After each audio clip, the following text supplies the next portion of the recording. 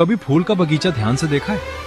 वहां हर फूल अलग होता है, कोई लाल, कोई पीला, कोई छोटा, कोई बड़ा। फिर भी बगीचा सुंदर इसलिए लगता है क्योंकि हर फूल अपनी जगह पर खिलता है, किसी और जैसा बनने की कोशिश नहीं करता। जिंदगी भी बिल्कुल फूल के बगीचे जैसी है। हर इंसान अलग है और हर किसी का वक्त अलग है खिलने का। इसलिए खुद को किसी से कंपेयर मत करो, बस अपनी जगह पर खिलना सीखो। कभी फूल का बगीचा ध्यान से देखा है? वहां हर फूल अलग होता है, कोई लाल, कोई पीला, कोई छोटा, कोई बड़ा।